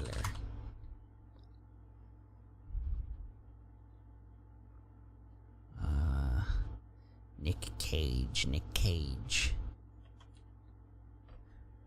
Oops.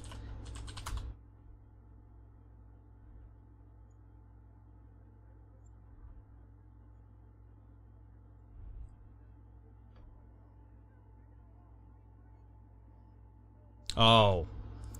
Yep.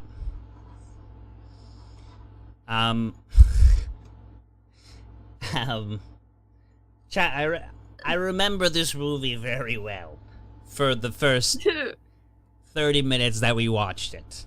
It had weird elements that made me and Heirloom a little uncomfortable, so we didn't watch the rest of the movie.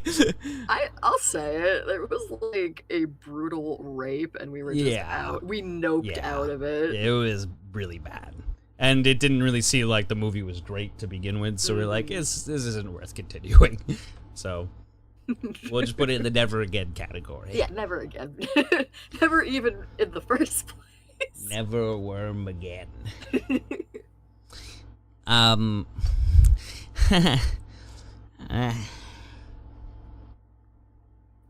So.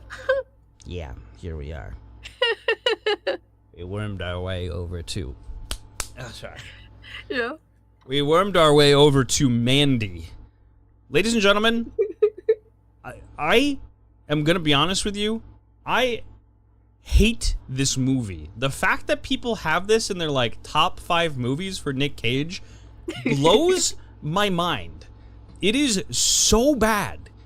The plot of this movie is that Nick Cage, and I think his girlfriend's name is Mandy. I'm pretty sure it's called named after her. They live, like, out in the forest in buku fuck nowhere in probably, like, Alabama or something.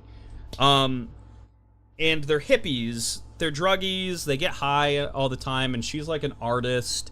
There's a cult that ends up finding out about her, and they go into their house, kidnap her, essentially, pin Nick Cage, I think, to the wall with, like, nails, and burn her alive. After she's like, oh, I don't like you. You're kind of fucking lame, dude. She, like, kind of roasts the leader of this cult. He's like, what do you mean I'm lame? What the fuck is wrong with you? I'm not lame. I'm gonna fucking kill you. And so, like, burn her alive in front of Nick Cage. Nick Cage is like, I gotta get revenge now. And so he seeks out this cult who ends up, like, the cult is kind of worried about it. So they, plead to their, like, devil god and get, like, a bunch of, like, demigods to help them out, essentially. Nick Cage hunts the demigods, kills all of them, reaches the cult leader, kills him. There's, like, a chainsaw fight. It's just a gory, bloody mess of a movie. Although, he does craft a fucking Klingon-style axe there, and that was fucking great. Yeah, there's certain things where you're like, oh, because it's action-packed, so I can see why people are like, oh, yeah, this is the badass Nick Cage right here. It's definitely his most, like, man, I don't give a fuck, I'm gonna kill everything and anything kind of movie, and I'm sure that's why people love it. This movie sucks ass, though. It is... I was drained by the end of it. It is worse than knowing it. It is... I would watch Vengeance over Mandy. I cannot. This fucking movie is terrible. Also, for some reason, we had to see the cult leader's dick. Yeah, I don't know why we had to see his wee-wee as well. I think that's what she ends up making fun of or something like that. And he's like, what do you mean? You don't like my penis? I'm gonna burn you alive. And I'm like, what? Really odd. I don't know if you would rank it any higher than Never Again, but... No, I'm good. I don't need to see it again. I saw it once. That's enough. Grand Isle? Which one was that? That's the hurricane where he's he's got that weird southern accent. Yes, there's a big storm that comes through, and it draws up a lot of the worms from the ground, you see. And it's wonderful. It's a wormy delight of a movie. There is a man who goes to do some work on Nicolas Cage's house with his wife, who's very flirty, and Nick Cage plays a really creepy, like, he's like a war vet who he's like, yeah, I had like a chance to save my friends and I didn't, and I don't feel bad about it because I'm alive still. Honestly, like, I made a good decision. I just don't really care about anybody or anything. And he's insane and very creepy as well. Like, his wife is like flirting with this guy who's gonna be doing work on their house. He ends up getting caught in the storm, can't leave, and he has to stay at their place for a while. Aren't they like trying to kill each other too? Yes, yeah, they also hate each other, Nick Cage and his wife. But they have like this thing going where they do the same thing with a bunch of other people, and they have them like in their basement or something, and they end up killing them, like, I think drugging them and killing them. And so they're trying to do it with this guy. The guy ends up like escaping though, and does Nick Cage die, or does he just get arrested? I want to say that he just gets arrested at the end of the movie. Yeah, but it's interesting. It's wild, and it's a decent movie. He gets shot and dies. Oh, okay. Very classic. Very, very ironic with his history. Where would you rate it? Okay, hold on. I'm reading like the end of I'm on a Wikipedia article right now, and like I forgot about this entirely. Apparently, he had Girl Scouts like in the basement. Oh, I remember there being weird things down there, but I don't remember there being Girl Scouts. It's not awful. It's kind of mildly like I want to see this to the end interesting. I'd go maybe a C. Low C. Very low C. I agree. I think it'd probably be around here. Because these other... Well, I don't know where you would rank that one, but... Next.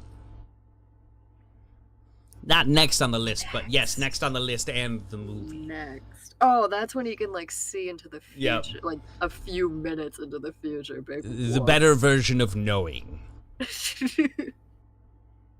And he's able to stop certain things. I don't remember a ton about this movie, but you know, it's okay. I would probably put it in like, I'd have to watch it again, but probably like high D. Yeah, I'd go with that too. Lovely. Next we have oh my god, I forgot about this movie. This movie was so Ghostland. So interesting. Yeah, this is like the Sam, what was it? Something in Ghostland. I can't remember this movie. Into the Ghostland. Into the Ghostland. How do they get trapped in there? Again, I don't remember what it is that ends up happening to get them trapped in this society. But it's like this weird fantasy society in which nobody can escape out of. Because if they go out into the wasteland, they will end up perishing. Nobody has ever escaped, essentially. And it's a pretty decent movie. I don't remember it being anything absolutely great, but it's pretty fucking funny. There's a lot of badass moments. Nick Cage is just really cool.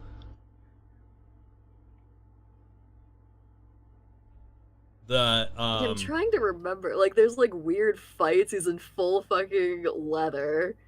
Yep.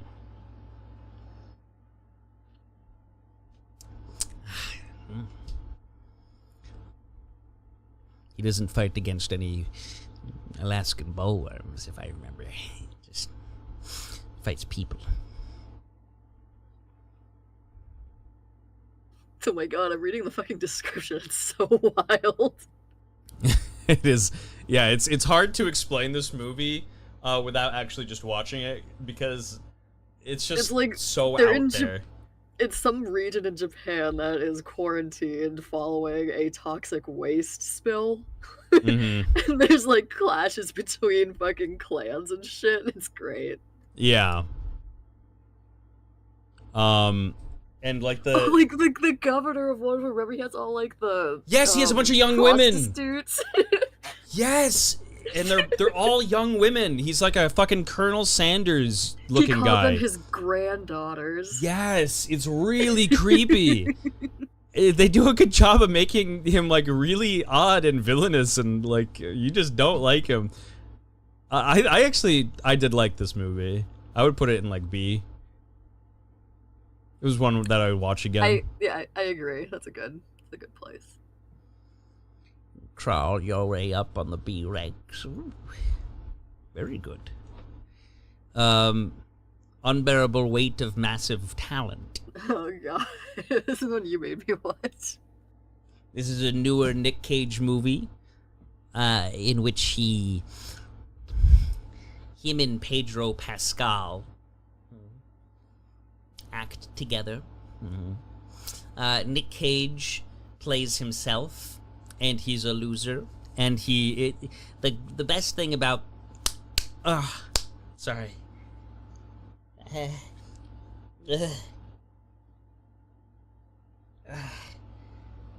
Sorry, you talk for a second. Need some milk. Some milk. Just a little bit of milk. Yeah.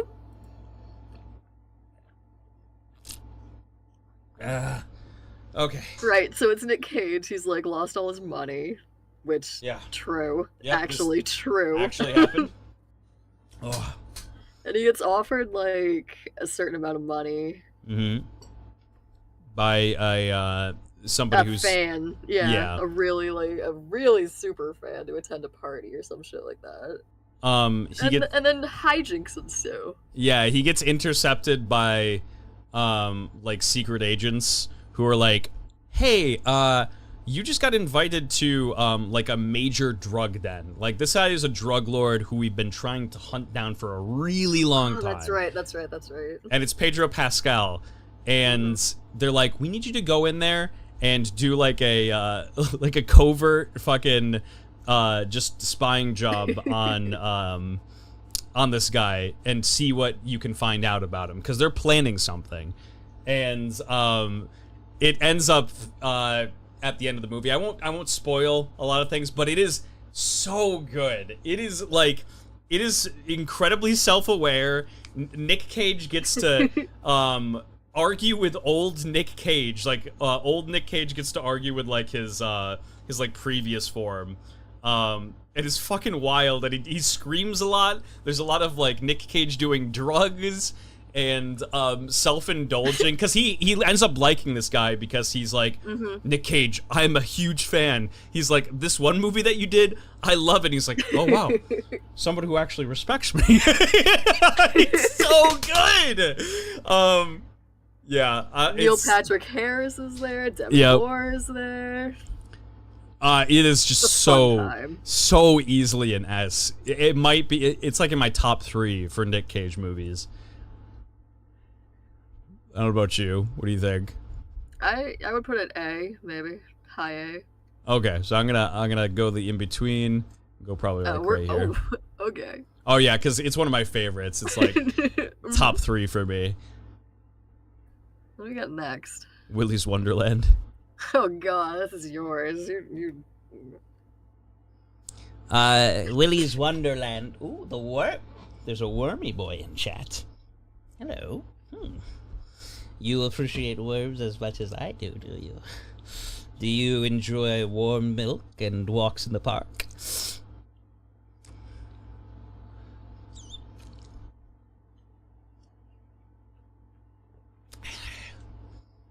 Worms. My all-time favorite for real. Oh, sorry. Oh, there's something wrong with me. Talking about Nick Cage fucks with my head. Oh my god. I keep seeing myself as a different person who's just infatuated. Never mind. Willy's Wonderland is a so there's Five Nights at Freddy. There was a Five Nights at Freddy's movie. Imagine that, except it's Nick Cage. He doesn't talk the entire time. He's a badass who is cleaning up what is essentially like an entertainment center for kids, except the animatronics in it, they can't have people in there anymore because they murder people.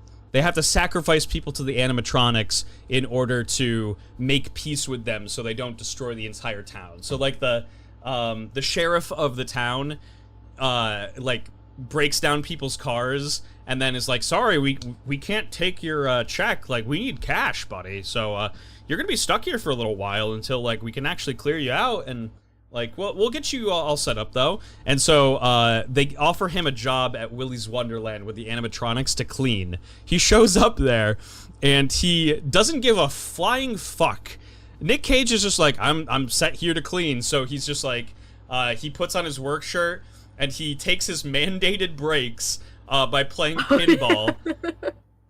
There's like this whole side plot with like the sheriff's daughter and nobody gives a fuck about any of these kids and her friends. They're all losers.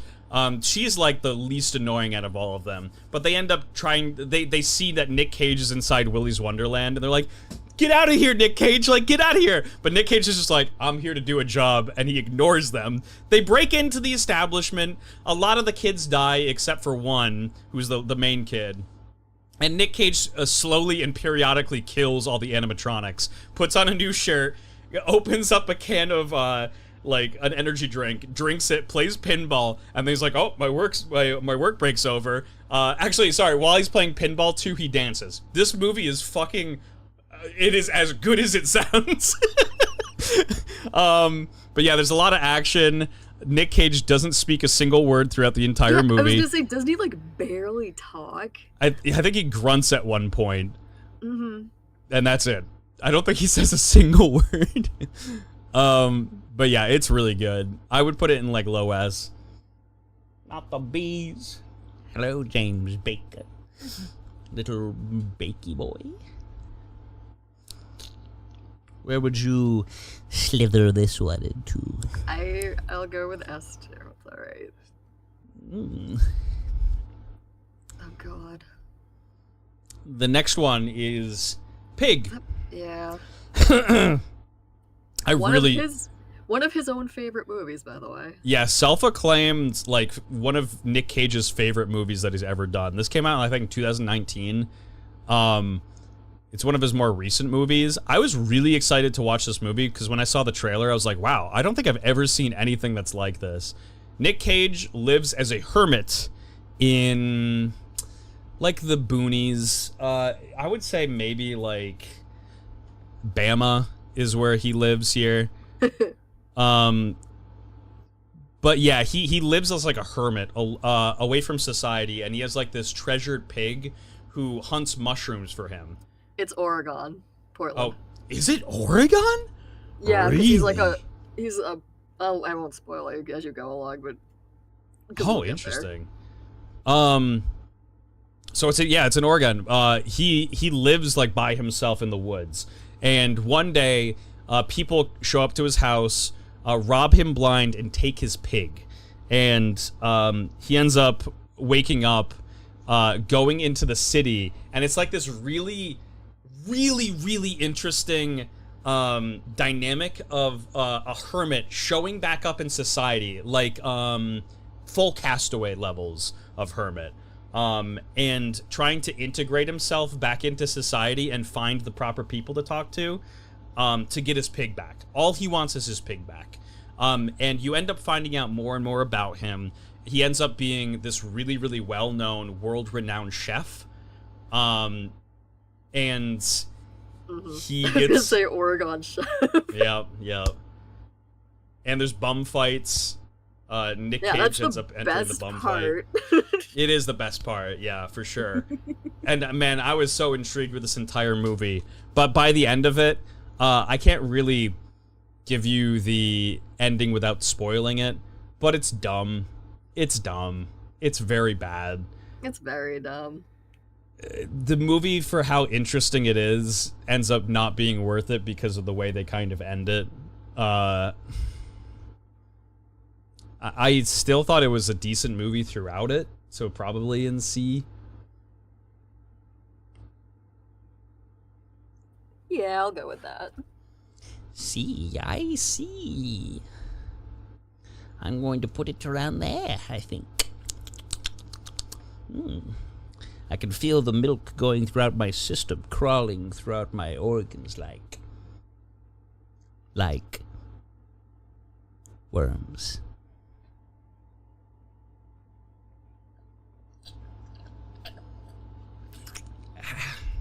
Delectable.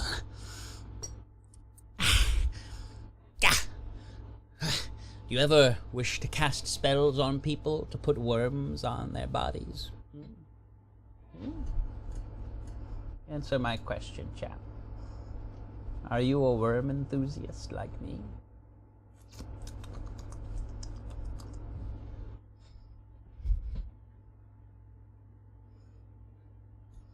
I keep dancing, but the worms won't come to me.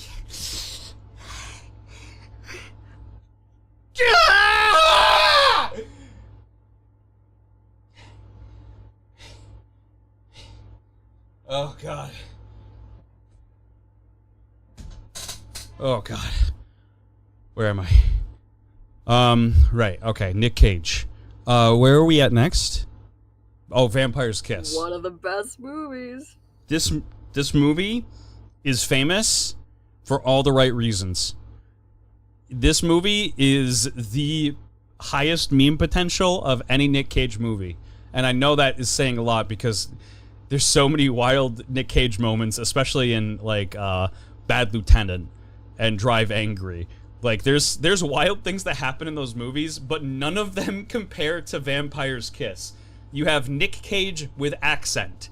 You have Nick Cage being a terrible person to this random girl who's working in his office because he's slowly going insane. The whole plot is Nick Cage thinks he's turning into a vampire because there's a woman who shows up at his house, bites him in the neck, and bleeds him. And then he slowly is just like, oh, I think I'm a vampire. I think I'm a vampire. And the whole payout at the end of the movie essentially is you kind of see that it's probably all inside of his head this entire time, and he's just always been a lunatic. And A, B, C, D. A, B, C, D, E, F, G, H, I, J, K, L, M, N, O, P, Q, R, S, T, U, V. I just... Oh my god. The best moment from the movie is undoubtedly when he goes, Alva, Alva, Alva, Alva! He's screaming in his office, and then he runs up to her desk, jumps up on top of it, and points, and he goes, there you are! And she runs away from him. It's fucking... This movie is perfect. It is so blatantly, terribly amazing. I love that he flips his couch over and, like, sleeps underneath it. Yeah, like, he sleeps under it. He's afraid of the light. He goes into a club wearing plastic vampire teeth that he purchases in a store because he can't afford the other vampire teeth that are, like, actually real. He's like, how much are these ones? He's like, I can give them to you, like, for $1. I'll take them. This is so good, though. I'd put it in S. I would too. I put it like up here. It was great. What's this one? Oh, Honeymoon in Vegas. I don't. You didn't watch this one, did you, my dear? Bits and pieces of it. Like I don't remember.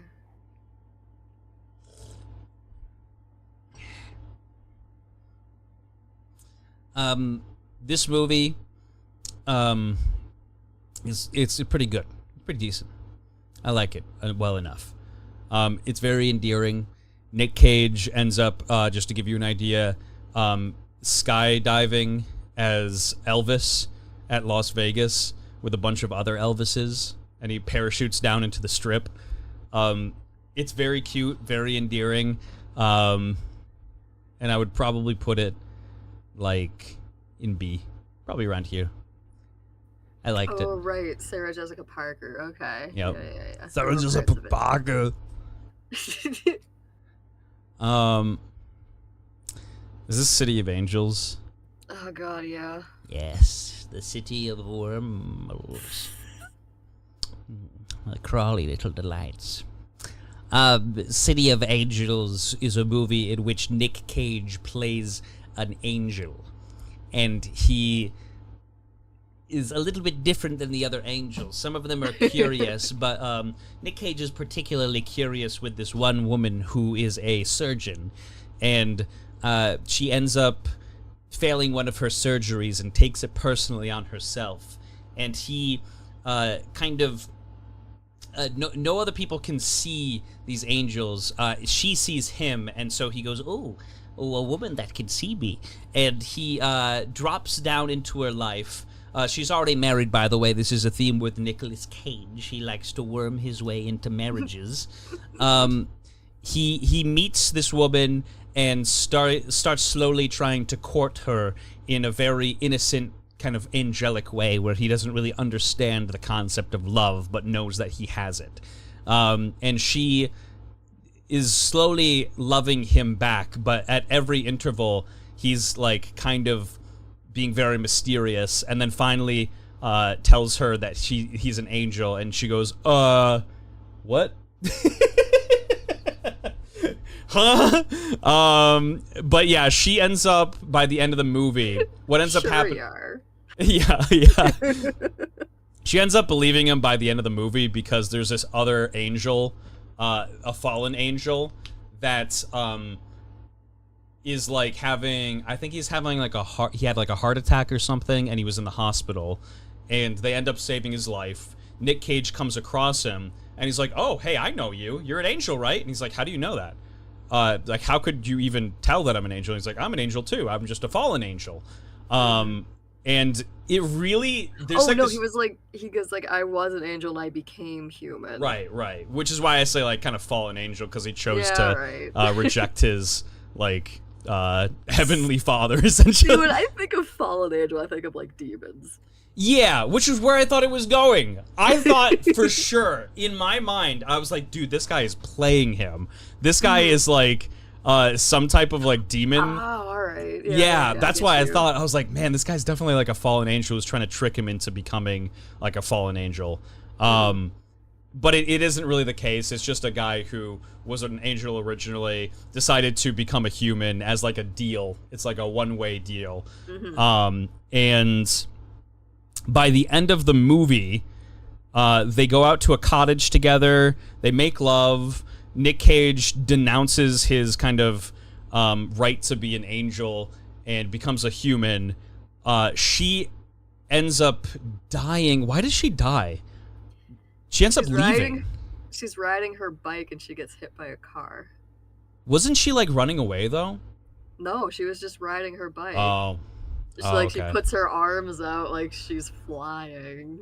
Oh, that's right too. She gets hit by a car, like a truck. Ends up dying, and Nick Cage... It is sad because you do really... It is like that ironic taste of, like, humanity that Nick Cage finally has. Because throughout the entire movie, he's kind of emotionless in the fact that he doesn't have a connection to humans. But finally, he understands what it means to be a human when his lover dies. And yeah, it's a decent movie. I liked it, like, a pretty good amount. I don't think it was anything incredibly good, but... Oh, I'm reading because I wanted to find out exactly why. She closes her fucking eyes while she's riding her bike. Of course, okay. You deserve to get hit by a truck. Like, what the fuck? What's the one where it's the biblical end of the world and he saves his kids from purgatory? Knowing. We put it in the never again category because it's so bad. So bad. But yeah, I would put it in C somewhere. Where would you? Yeah, it's okay. I think you didn't like it as much. You put it in D, right? Yeah, but it's okay. I'll put it to low C.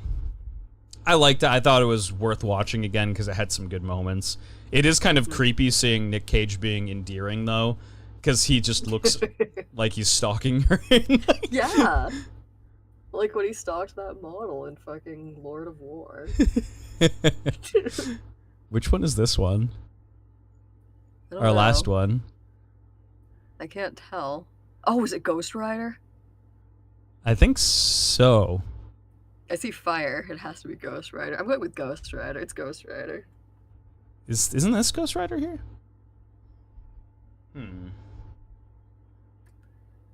There's two of them. Oh. No, there's not. Yeah, there is. Vengeance, right? Ghost Rider something Vengeance? Spirit of Vengeance?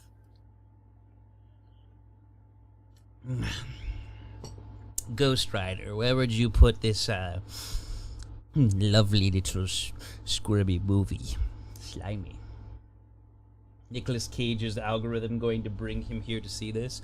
Only in my dreams.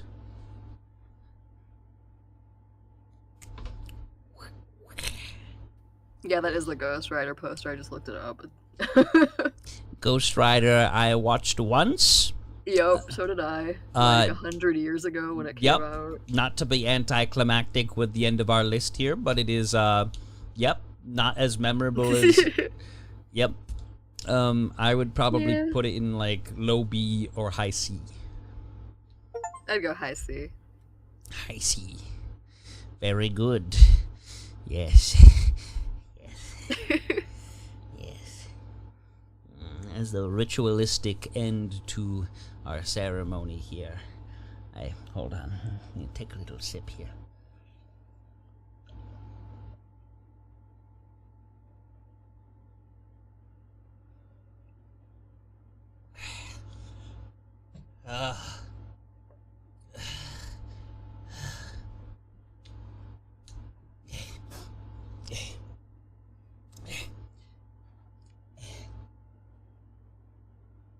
Nick Cage, this is for you.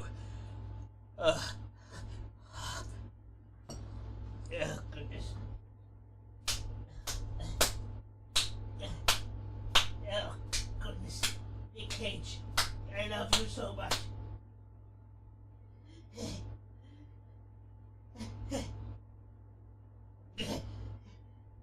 I love you in all your wormy delight, Nicolas Cage.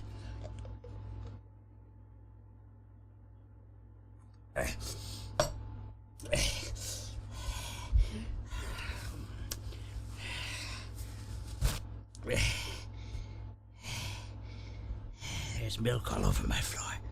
I hope it attracts the worms.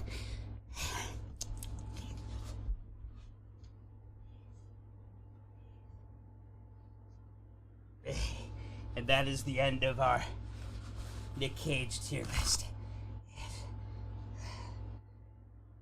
I hope you all enjoyed the stream. And I hope that this anomaly pleases you, Michael! You sick fuck! I had to act like a total weirdo for the entire stream. You're gonna need to take a fucking shower, by the way. I am gonna be so sticky and there's milk all over me. At least you're committed. Can anybody guess what the anomaly is? You know what? I'll give you guys a chance since I'm going away on vacation. And I don't believe I'll be able to do an anomaly for... I won't be able to do one next week because I won't be doing any streams. But in New York, I can always do one, but... Yeah. If you can guess what the anomaly is. Little pig boy comes from the dirt. I seen prying to Satan more sane than what you're doing. Thank you, Yang. Appreciate that. Anybody who is not the one who gave me the anomaly is able to guess for this prompt. I don't think I'm allowed to guess either. I did tell you what it was, so yeah. Anybody who does not directly know because I told them to. Holy shit. But yeah, Nick Cage, just, you know, if you ever watch this video, ignore what happened throughout the entirety of it and just enjoy the the tier list for what it is. Oh my goodness, there's milk everywhere. Should have put a towel down. I got paper towels. The best kind of towel. You're gonna get ants. I was hoping to get worms. I don't know about that. I don't know if they would, you know, come inside like that. What if, like, ants just started busting up out of your fucking floor right now? Ew. I mean worms, not ants, worms. I would accept them. I would let them crawl. Alright, no guesses for the anomaly. I'll give you guys one more minute. There's 5 gifted subs to the chat at risk for this as a reward. Oh god. Does everyone in the Patreon know what it is? Nope. Okay. Just the person who gave it to me. And Ditto. Michael told Ditto, so... Oh my god. I can't even wipe my glasses because there's milk all over it. Oh. Okay. Con Air was such a badass movie, but only because John Malkovich. It was a great movie. He did a good job. Also Steve Buscemi. Yeah. Oh, goodness. So yeah, we still have quite a few movies to work through for Nick Cage. But And he keeps fucking pumping out more. yeah, he's putting out movies, it feels like, as fast as me and Heirloom can watch them. He needs to make back all that money he lost. All right, ladies and gentlemen, the anomaly tonight was that for the entire stream, I had to act as Worm Pivot. Pivot the Worm Enthusiast. I was supposed to start off at the beginning of the stream by only just doing it a little bit, and then progressively, by the end of the stream, I had to become Pivot the Worm Enthusiast. So that is why we had so much milk. That is why I was talking about worms every 2 seconds. Yeah, acting like an insane person. So I'm gonna go take a shower now. It was beautiful, thank you, appreciate that. Wait, there's still milk on my nose. What the fuck, brother? Oh my god. Yeah, it's on the side of your face, too. Huh? Really? Yeah. I can't see it.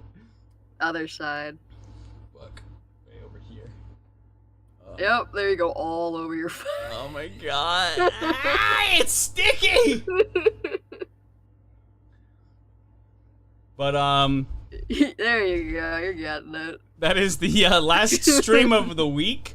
Next week, we are taking a break because we are going to be in Arizona with the family. However, when we come back, Michael will be here, and we're going to be going to New York. So we'll be doing chat prompt streams for New York, which I'll have you guys kind of take into consideration and try to remember. So. Go into a store in New York and pay for everything in pennies, you say? No, please. I don't want to get, like, shivved by a store owner. That would be, like, that would be truly embarrassing. Embarrassing. Yeah, that'd be a really embarrassing moment in my history. But yeah, I hope you guys have a lovely rest of your night. I won't see you next week, but I hope you enjoy that as well. And I will see you all on the flip side. Take care, my friends. Bye-bye. Bye-bye. I'm never coming back. Bye-bye. Bye-bye.